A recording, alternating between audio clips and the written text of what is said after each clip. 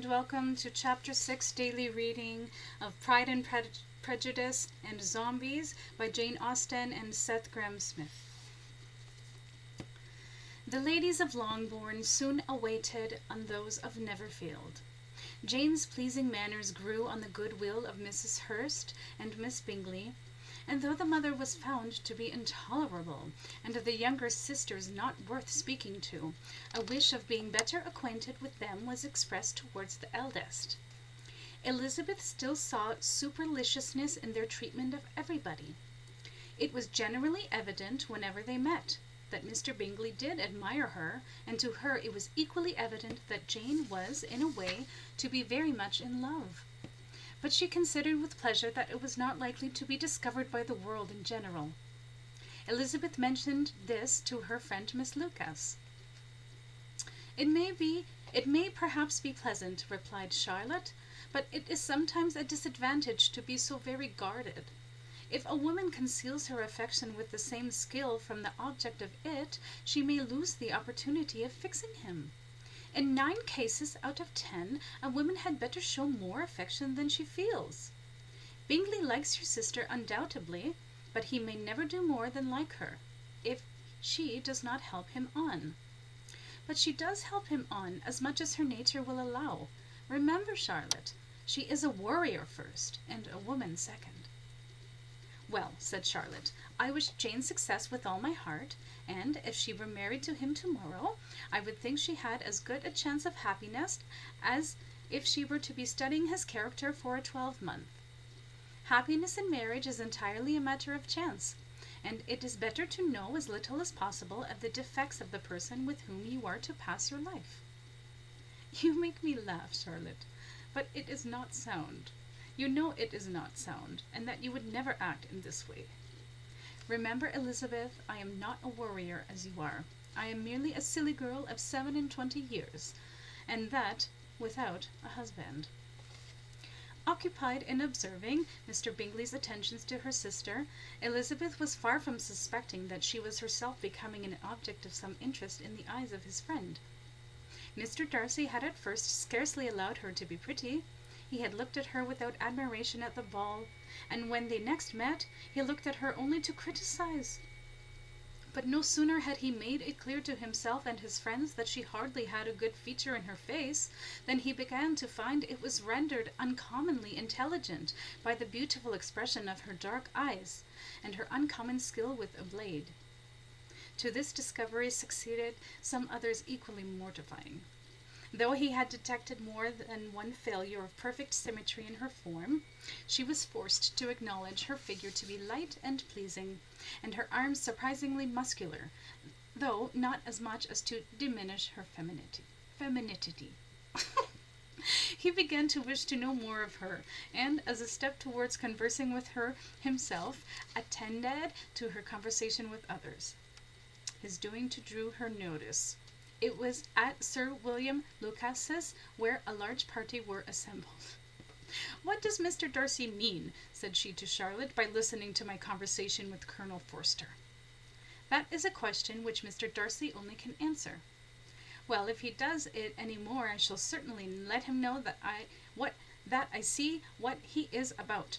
I have not yet forgiven him for insulting my honor, and may yet have his head upon my mantle." Mr. Darcy approached them soon afterwards. Elizabeth turned to him and said, "Did you not think, Mr. Darcy, that I expressed myself uncommonly well just now, when I was teasing Colonel Forster to give us a ball at Meryton?" "With great energy, but balls are always a subject which makes a lady energetic." "It depends on who's throwing them, Mr. Darcy." "Well," said Miss Lucas, her face suddenly flushed, "I am going to open the instrument, Eliza, and you know what follows. You are a very strange creature by way of a friend, always wanting me to play and sing before anybody and everybody." Elizabeth's performance was pleasing, though by no means capital. After a song or two, she was eagerly succeeded at the instrument by her sister Mary, who, at the end of a long concerto, joined eagerly in dancing with her younger sisters, some of the Lucases, and 2 or 3 officers at one end of the room. Mr. Darcy stood near them in silent indignation at such a mode of passing the evening. to the exclusion of all conversation, and was too much engrossed by his thoughts to perceive that Mr. William Lucas stood beside him, till Sir William thus began. "What a charming amusement for young people this is, Mr. Darcy." "Certainly, sir, and it has the advantage also of being in vogue amongst the less polished societies of the world. Every savage can dance. Why, I imagine even zombies could do wit of how to converse with some degree of success."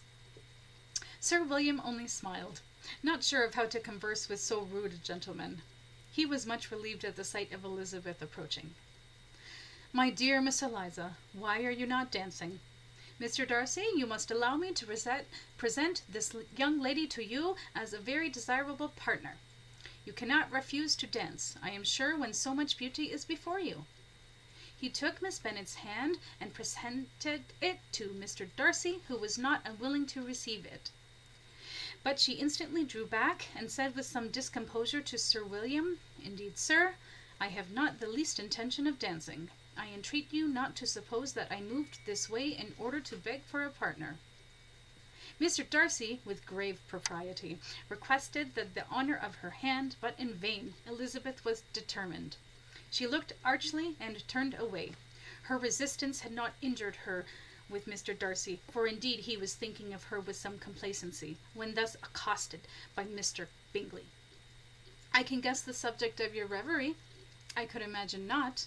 You are considering how insupportable it would be to pass many evenings in this manner? The insipidity, the noise, the nothingness, and yet the self-importance of all those people. Why would I give to hear your strictures on them? Your conjecture is totally wrong, I assure you. My mind was more agreeably engaged. I have been meditating on the very great pleasure which a pair of fine eyes in the face of a pretty woman can bestow." Miss Bingley immediately fixed her eyes on his face, and desired he would tell her what lady had the credit of inspiring such reflections.